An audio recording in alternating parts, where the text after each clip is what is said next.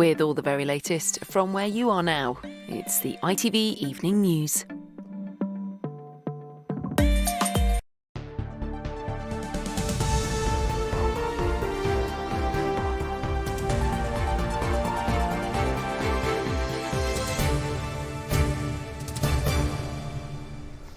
Good evening. A special service has been held at Exeter Cathedral to honour NHS and care workers who worked through the pandemic. Representatives from across Devon were invited, but numbers were limited due to COVID considerations. The service was to thank them for their work during the past 20 months, during which more than 1,250 people have died in the county after contracting the virus. We were a nation that was paralysed by fear, and yet these people went out. They didn't often have the right equipment and they risked themselves, and many of our NHS staff died and some ended up with long COVID. We need to honour that memory, and the examples of grace and self-sacrifice and just caring for people are legion, so we need to give thanks for that.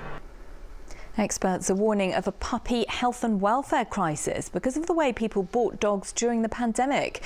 There was a huge spike in demand during lockdown, but more than a third of people here in the West Country said they'd bought their dog without having seen it beforehand. Kevin Ashford reports. Good boy. Daniel bought his corgi Rupert from a reputable breeder. Before buying, Daniel was able to visit the breeder's home and see Rupert and the puppy's mother. But earlier in the pandemic, Daniel and his fiancée bought another puppy called Eddie from a different breeder. They couldn't go to that breeder's house before the sale because of coronavirus. And when they got Eddie home, they discovered the puppy had a number of health problems, and Eddie died soon afterwards. Sadly, he's probably spent more time in the vets than he did with us, and we didn't even get to say a goodbye. We went to go and see him to say a goodbye because the vets told us that he didn't have long to live, and on the way to the vet they said we need to put him down because he's going through a really torrid time, so we made that really painful decision. According to a Kennel Club survey, more than a third of people in the West Country admitted buying their pet without meeting it beforehand, while more than 3/4 said they would buy a dog the same way again. We've developed this click and collect mentality through the pandemic, and of course a puppy is not quite like anything else you buy. It's an animal that's going to spend the next 13, 14, 15 years with you. If you're seeing a puppy without seeing its mother, without seeing the environment that it's been bred in, then you've got a really big chance of buying something that's not right, a dog that's unhealthy or a dog that's going to have possibly behavioural issues for the rest of its life. The Royal Veterinary College says, as well as an increase in puppy health problems because of the pandemic, they fear there'll also be a rise in the number of unwanted dogs, as some owners regret their lockdown purchase. We know that puppies, particularly around their first year, go through a period of adolescence or a teenage period where they become more disobedient, and owners might be starting to feel quite frustrated that this isn't quite what they wanted from their dog. And we know that risk period for being given up is unfortunately mainly in the first 2 years of life. So we're concerned about a potential boom in dogs being given away right now. Experts are urging owners to get help if they're struggling to cope with the puppy that they bought during the pandemic. Kevin Ashford, ITV News. Now let's take a look at the weekend sport.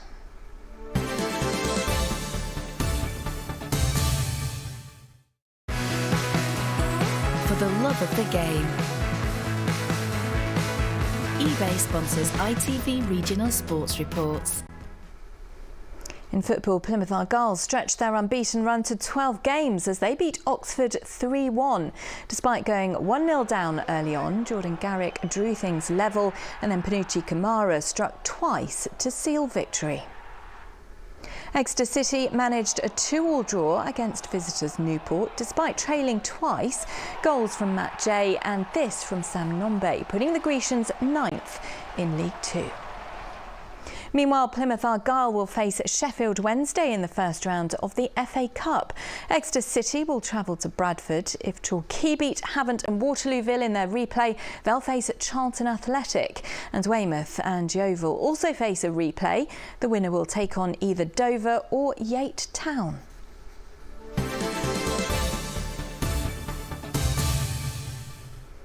Weather time now. Philippa has your forecast.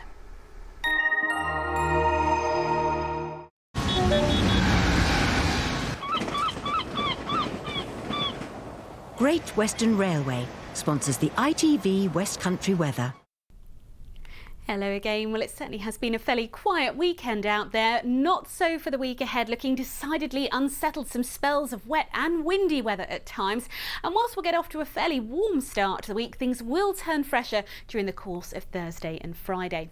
So what's going on? Well, low pressure really taking a firm grasp of things over the next few days. Fronts piling in from the west, tightly packed isobars, indicating windy conditions at times. But by the time we get to Friday, a little ridge of high pressure starts to follow in behind. Winds take a northwesterly turn, and that will bring something a little more settled, but also quite a bit cooler with it too.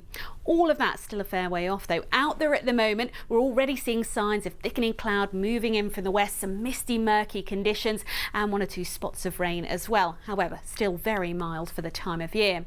Tomorrow morning, that cloud continuing to thicken, outbreaks of rain piling in from the west, something quite persistent and heavy possible along the south coast at times, but for all of us, a rather grey, murky, damp end to the day. Winds freshening as well, but despite all of that, temperatures still up on average for the time of year. Take care. Great Western Railway sponsors the ITV West Country weather.